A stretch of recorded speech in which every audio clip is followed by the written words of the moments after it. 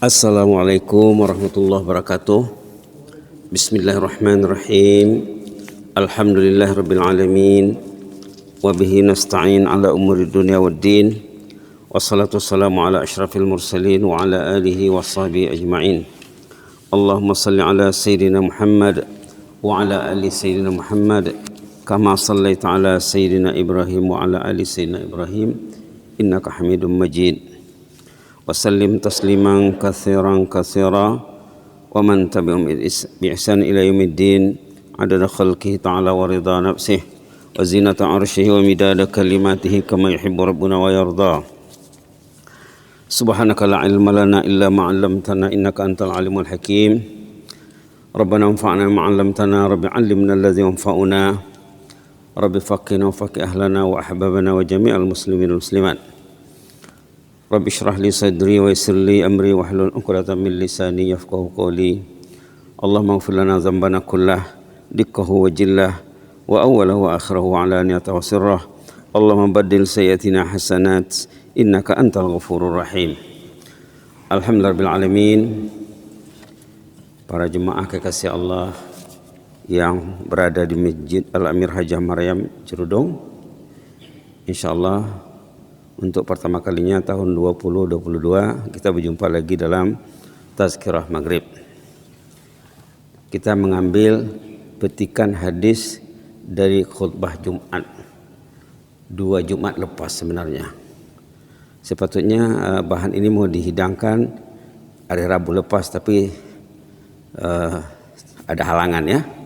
Maka kita pilih dari khutbah Jumat 2 minggu yang lalu, hadis riwayat Imam Tirmizi daripada Abu Ya'la Shaddad bin Aus radhiyallahu anhu. Baginda Rasulullah SAW berpesan, bersabda, nanti boleh dirujuk ya, teks khutbah Jumat. Baginda berpesan, al-kayyisu man dana nafsah wa amila lima ba'dal maut wal ajizu man atba'a nafsahu hawa wa tamanna 'ala Allah. Makna secara ringkas, insan yang berakal yang bergiat melakukan muhasabah. Tajuk khutbah Jumat pertama Januari, sentiasa bermuhasabah. Boleh dirujuk semula ya. Bila kita memasuki tahun baru Januari 2022, sepatutnya kita bermuhasabah, memikir apa yang terbaik akan kita lakukan pada tahun 2022. Itu maksudnya. Orang yang berakal selalu bermuhasabah, melihat kelemahan dirinya untuk berubah ke arah yang lebih baik, meningkatkan keadaan yang lebih baik. Kalau orang itu tidak berubah, berarti dia tidak berfikir ya. Dan kalau dia tidak berubah, berarti tidak ada kenaikan, tidak ada kemajuan, tidak ada pencapaian. Kita ingin semakin maju, kita ingin semakin baik, semakin bisa. Itu tujuan bermuhasabah. Seterusnya bergiat beramal bagi era sesudah mati. Maaf ya.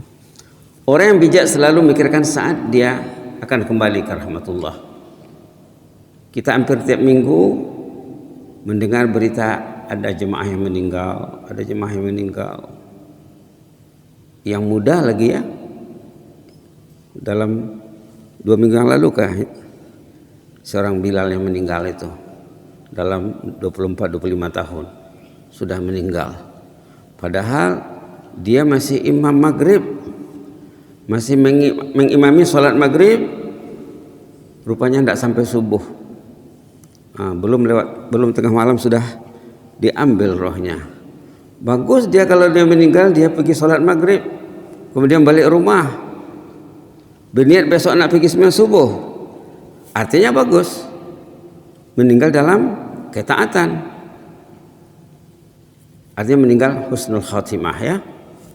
Baik, jadi tanda orang yang berakal ada 2. Satu, bermuhasabah, itu yang disorot secara panjang lebar dalam khutbah Jumat, boleh dirujuk lagi ya. Yang kedua, memikirkan perihalnya sesudah mati. Kalau saya mati macam mana? Adakah kalau suami meninggal ditinggalkannya istri salehah yang beramal saleh setelah kepergiannya? Adakah jika istri meninggal, suami yang ditinggalkannya akan beramal saleh sehingga istri yang sudah mendahului atau suami yang mendahului mendapat kiriman amal saleh hari-hari? Mungkin juga anak-anak ya.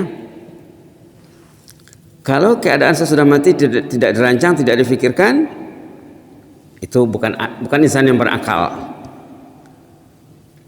Yang berakal memikirkan saat dia terbaring dalam liang lahat.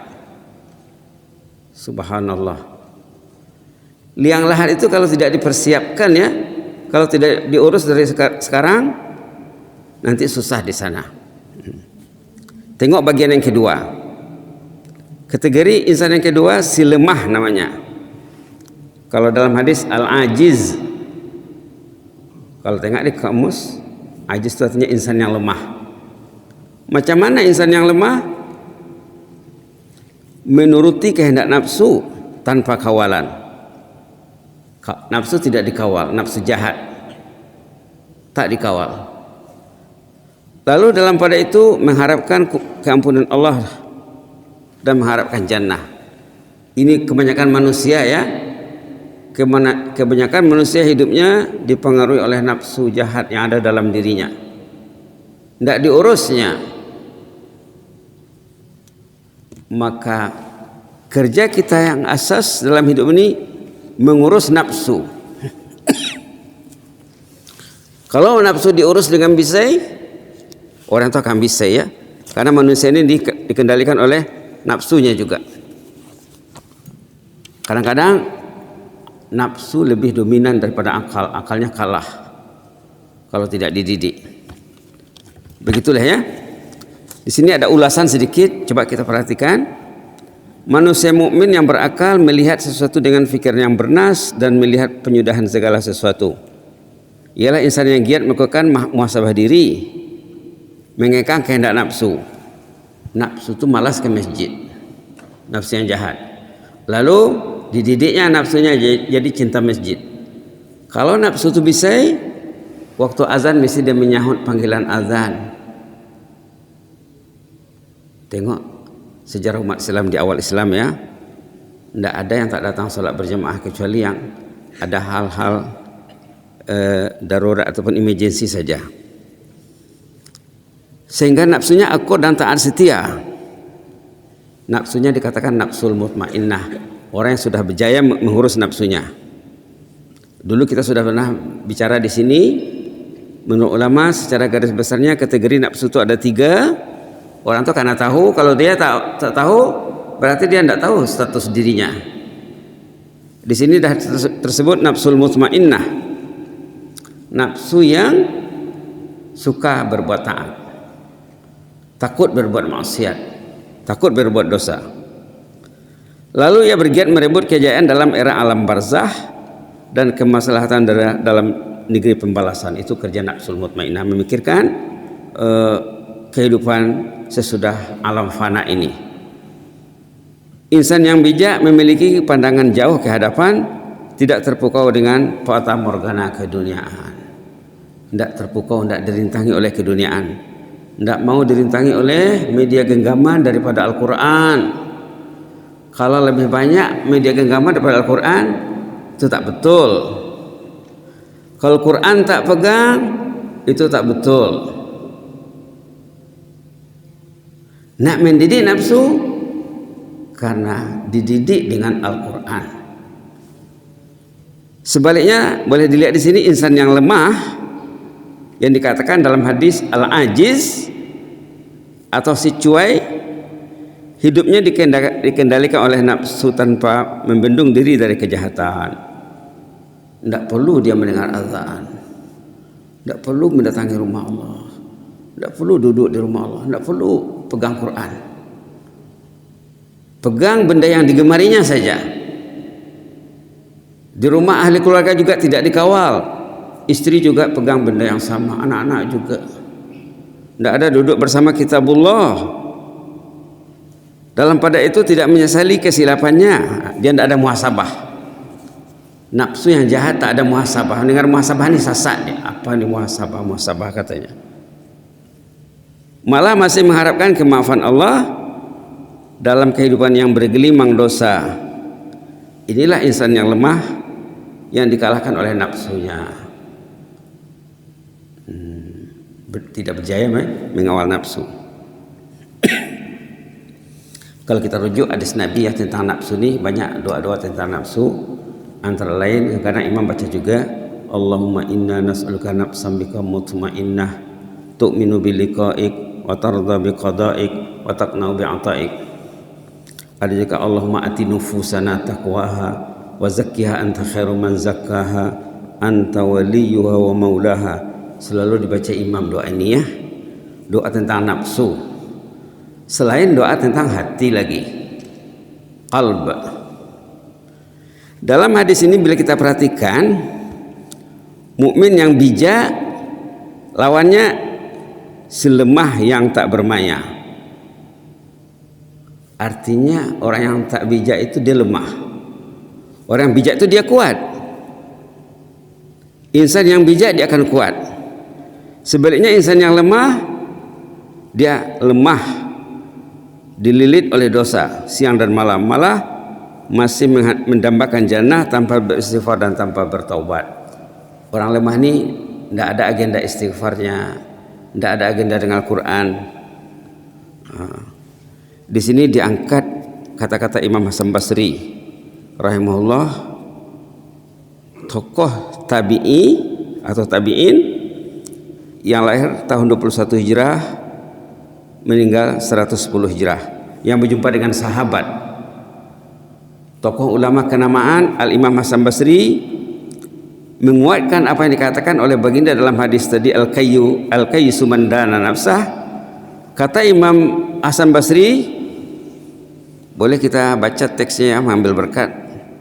Al-mu'minu qawwamun ala nafsih yuhasibu nafsahu lillah wa inna ma khafal hisab yaumal qiyamah ala qaumin hasabu anfusahum fid dunya wa inna ma syuqqal hisab yaumal qiyamah ala qaumin akhadhu hadzal amr min ghairi muhasabah.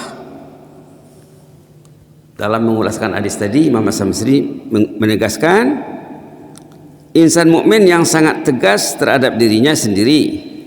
Mukmin itu mesti tegas. Dia tegas dengan dirinya. Patut dia ke masjid, dia mesti ke masjid, tak mau duduk di rumah. Time pegang Quran, dia mesti pegang Quran, tak mau pegang benda lain. Time berzikir, mesti berzikir. Time tidur, mesti tidur. Balik rumah lepas Isya, mungkin istirahat sekejap. Jam 9, 9.30, paling lambat jam 10 dia tidur. Insan yang bijak, mukmin yang bijak, tegas terhadap dirinya, straight terhadap dirinya, tidak mau hanyut dalam benda yang tak bermanfaat.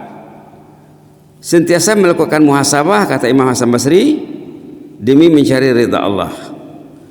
Orang yang kalau di dunia dia bermuhasabah, kata Imam Hasan Basri, nanti di hari kemudian proses hisabnya akan lebih ringan dan mudah. Kita semua akan dihisab, karena hari kiamat itu dikatakan juga yaumul hisab, yaumuddin, malik yaumiddin, hari pembalasan. Macam mana nak dibalas? Dihisab dulu. Nanti ada ayat tentang hisab di bawah insyaallah. Proses hisab akan berat bagi orang yang hidup hanya dalam dunia tanpa muhasabah, katanya. Boleh dirujuk nanti surah Insyiqaq ya. Dalam surah Insyiqaq ini ada dua kategori manusia. Ada orang tu yang hisabnya nanti di sana senang, ada yang susah. Kalau buka Quran boleh dia lihat halaman 589 ya. 589 boleh dilihat ayat berapa sebut sini? Ayat 7 hingga 15 tentang hisab di negeri akhirat. Ayat 7, hingga ayat 15. A'udzubillahi minasyaitonir rajim. Fa amma man utiya kitabahu bi yaminih fasawfa yuhasabu hisaban yasira wa yanqalibu ila ahlihi masrura. 3 ayat tentang orang yang bernasib baik di sana. Wa amma man utiya kitabahu wara'a dhahrihi fasawfa yad'u thubura wa yasla sa'ira innahu kana fi ahlihi masrura innahu dhanna an lan yahur bala inna rabbahu kana bihi basira. Shadaqal azim. Orang yang susah hisabnya nanti di sana menyesal, meraung, meratap karena dia akan dimasukkan ke dalam neraka sa'ir. Karena di dunia hidupnya riang gembira, sesuka hatinya, tak ingat akan mati, tak ingat ni Allah selalu memantaunya. Boleh dilihat nanti ya, surah Al-Insyiqaq. Kemudian ini sebagai solusinya, orang yang bermuhasabah patutnya mereka bertaubat. Orang yang bermuhasabah selalu beristighfar, bertaubat, beristighfar, berzikir, membuat ketaatan, menjauhi dosa.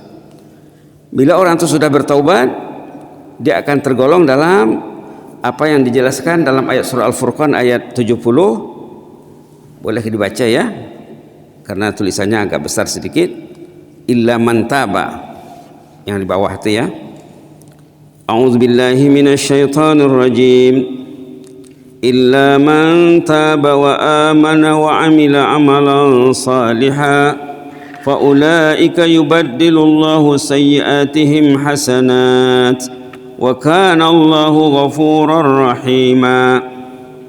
Allahumma ighfir lana warhamna. Allahumma baddil sayyi'atina hasanat innaka antal ghafurur rahim. Orang itu kalau sudah bermuhasabah, bertaubat dengan baik, menjauhi dosa, menjauhi kemaksiatan, nak pegang benda genggaman pun takut dia, dipikir-pikirnya apa yang mau lihat, apa yang dia nak baca, apa yang dia nak copy, nak paste, nak forward, difikirnya 10 kali berfikir. Bermanfaat dibacanya, tak bermanfaat dijauhinya. Selalu bermuhasabah. Orang tu kalau sudah bertaubat,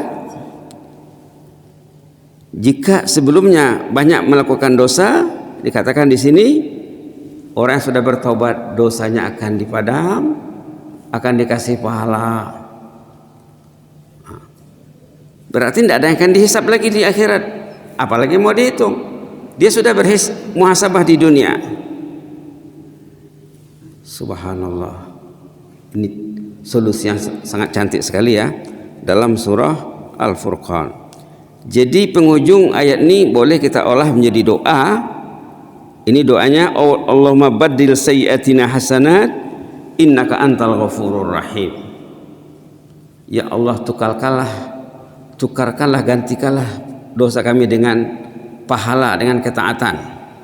Karena Allah sudah berjanji dalam ayat 70 ini ya. Allah sudah berjanji dalam ayat 70, hamba mukmin yang bertaubat Allah akan ampunkan, Allah akan gantikan dosanya dengan pahala. Kata ulama, dalam lembaran dosa tadi yang dipenuhi dengan dosa, lembaran itu akan dipadam, dibersihkan, akan ditulis pahala di sana banyak-banyak. Inilah doanya ya, Allahumma baddil sayyi'atina hasanat innaka antal ghafurur rahim. Ya Allah, tukarkanlah kejahatan kami dengan kebaikan, Engkau Maha Ghafur, Engkau Maha Rahim. Bagus kalau kita baca ayat ini, ayat surah Furqan, sesudah baca ayat baru kita support dengan doa. Ini amalan Rasulullah, ini amalan sahabat. Difahami dulu ayat itu, illa man taba wa amana wa amila amalan salihan fa ulaika yubaddilullahu sayyi'atihim hasanat wa kana Allahu ghafurar rahima.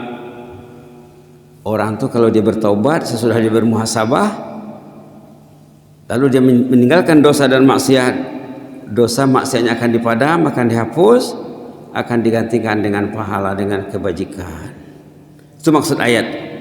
Lalu kita berdoa, Allahumma baddil sayyiatina hasanat innaka antal ghafurur rahim. Ya Allah, Engkau gantikanlah kejahatan kami dengan kebaikan. Baiknya Allah ya, baiknya Allah.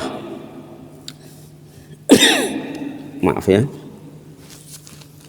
Dulu kita pernah cerita di sini, cerita insan yang bermuhasabah di zaman Al-Fudail bin Iyad. Mungkin ada jemaah yang ingat, mungkin ada yang tak ingat. Cerita jemaah di zaman Al-Fudail bin Iyad rahimahullah. Fudail bin ini ulama besar, sama dengan Imam Hasan Basri. Kita kalau disebut Imam Hasan Basri, kita karena tahu. Kalau tak tahu, susah tuh. Kalau tak tahu ulama, susah hidupnya. Kalau tak tahu sahabat, patutnya tahu. Kalau tak tahu, berusahalah menggali sejarah para sahabat. Kalau ulama tak tahu, berarti hidupnya jauh dari ulama. Orang yang tahu ulama, hidupnya dekat dengan ulama. Kita ketengahkan di sini kisah bermuhasabah. Orang yang bermuhasabah di zaman Al-Fudail bin Iyad rahimahullah. Fudail terjumpa seorang jemaah, ulama besar. Dia nak membimbing orang ini ke jalan yang baik, nak menyuruh orang ini bermuhasabah. Tapi pandainya, apa dia cakap?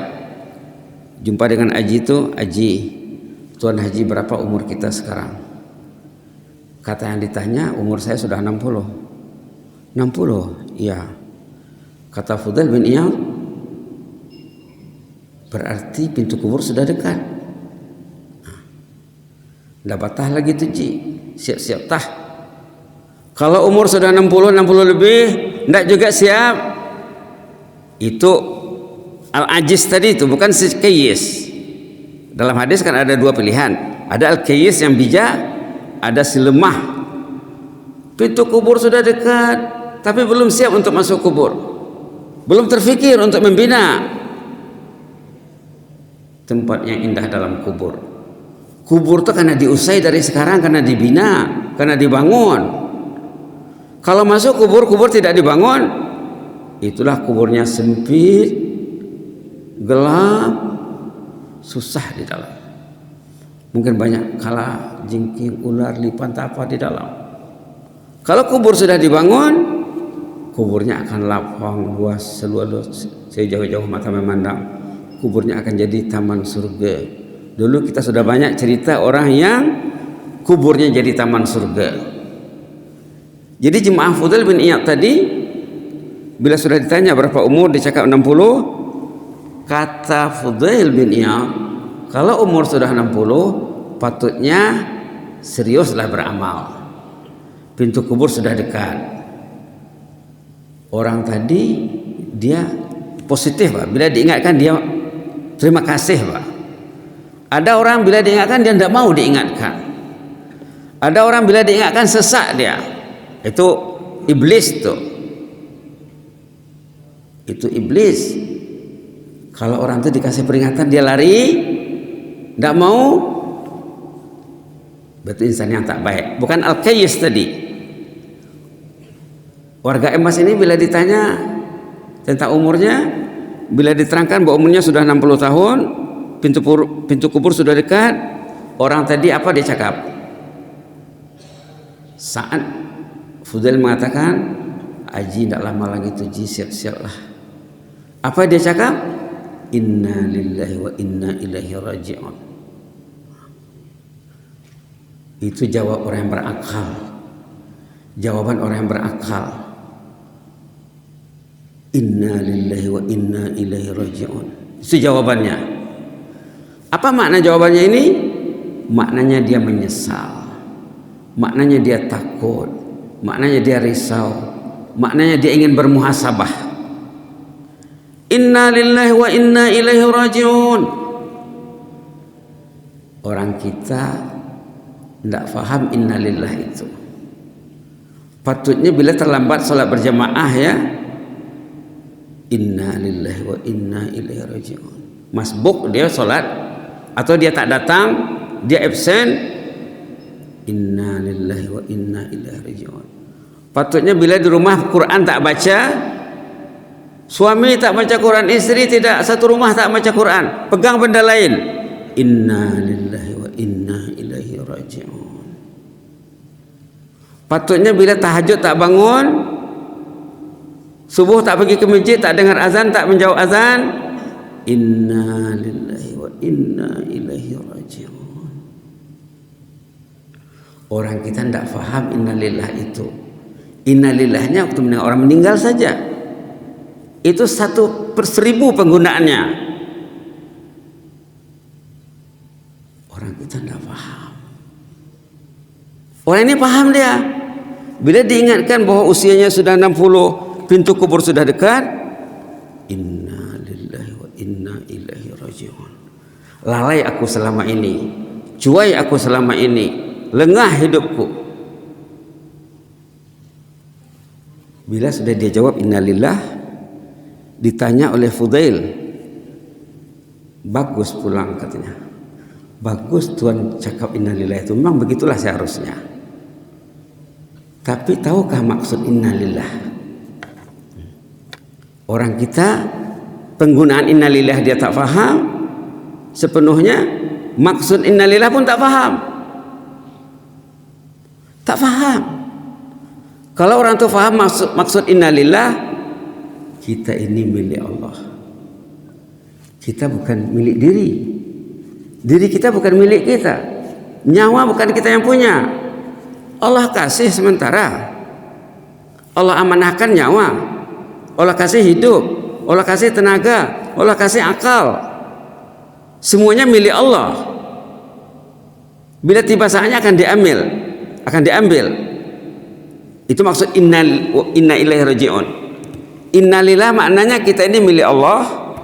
Suami itu milik Allah, istri milik Allah, anak-anak semua milik Allah, rakyat milik Allah, pemimpin milik Allah. Mau diambilnya, kemanapun dia berubat, ke Singapura, ke Kuala Lumpur, ke Thailand, ke Vietnam, ke USA, kalau diambilnya, berarti kita itu milik Allah. Kita ini milik Allah. Innalillah. Kita ini milik Allah. Allah yang punya. Itu maka kita dipanggil ke rumahnya 5 kali sehari semalam supaya Allah urus kita ini. Kalau Allah melagau ke rumahnya, ke masjid, Allah menyuruh datang, dia tak datang, tidak sedar diri manusia itu. Allah yang mengasihinya nyawa, memanggilnya datang ke rumahnya supaya diurus, tidak datang, itulah masalah. Tidak tahu pun dia yang dia panggil, tidak sedar dia diundang, tidak tahu dia.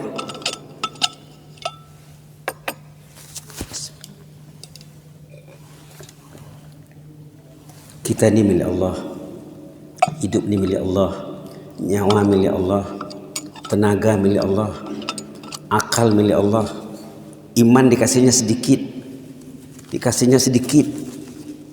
ilmu dikasihnya sedikit, patutnya ditambah, patutnya ditop up. Maaf ya. Wa inna ilaihi raji'un, dan kita akan kembali kepada Allah, kembali kepada pemilik. Bila kita kembali kepada pemilik, dalam kubur akan ditanya, di hari kemudian akan ditanya. Orang yang kehidupannya tidak selaras dengan apa yang dikehendaki Allah, tidak akan mampu menjawab pertanyaan di dalam kubur. Pasti kalang kabut. Ke surau tak pergi, ke masjid tak pergi, ditanya marabbuka, tak boleh jawab. Tak boleh jawab. Dulu ada seorang ustazah berceramah Januari 2020 di Masjid Bandar, kuliah subuh hari Jumat. Penceramah diundang dari negara jiran, kuliah subuh. Apa katanya? Orang itu hidupnya karena merealisasikan maksud Allahu Rabbi, maksud Alhamdulillahi Rabbil Alamin. Orang itu karena faham Rabbul Alamin, Tuhan yang mengaturkan alam, yang menciptakan alam ini, memanggil kita datang ke rumahnya. Kita tak dengar, kita tak tahu, berarti dia tak tahu diri, tak tahu Allah. Itu maka di zaman dulu, zaman Rasulullah SAW, semua orang ke masjid. Bacalah hadis. Pernah Rasulullah salat subuh berjamaah, lepas subuh baginda bangkit, ditanyanya, Fulan bin Fulan ada tadi salat? Ditanyanya, Fulan bin Fulan ada? Ditanya oleh baginda. Ditanya. Subhanallah. Subhanallah. Lalu orang yang bersama Fudail bin Iyad tadi semakin takut, saya akan ditanya berapa umur, satu hari buat apa, berapa jam pegang Quran satu hari, akan ditanya. Tangan akan bersaksi, anggota badan akan bercakap. Tengok surah Yasin halaman 444. Senang ya, triple 4 yang selalu dibaca hari Jumat, malam Jumat. Apa katanya di sini? Al-yawma nakhtimu ala afwahihim. Waktu orang itu di hadapan Allah, mulutnya dikunci, tidak boleh ngomong. Karena dalam mulut ada lidah, lidah tidak bertulang, suka berbohong. Al-yawma nakhtimu ala afwahihim, ayat 65 surah Yasin ya. Ayat 65 surah Yasin. Al-yawma nakhtimu ala afwahihim. Pada hari pembalasan nanti di hadapan Allah, mulutnya dikunci. Wa tukallimuna aydihim. Tangan bercakap, ya Allah ini hari-hari Quran dipegangnya ya Allah, kata tangannya. Setengah jam satu hari, sejam satu hari, Quran dipegang oleh tangan ini, kata tangan.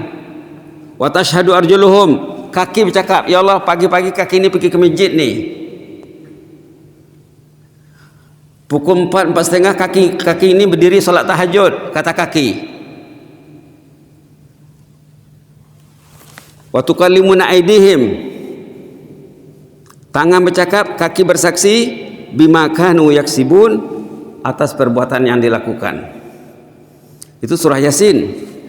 Kalau kita lihat surah Fussilat ada lebih detail lagi, kulit badan pun bercakap.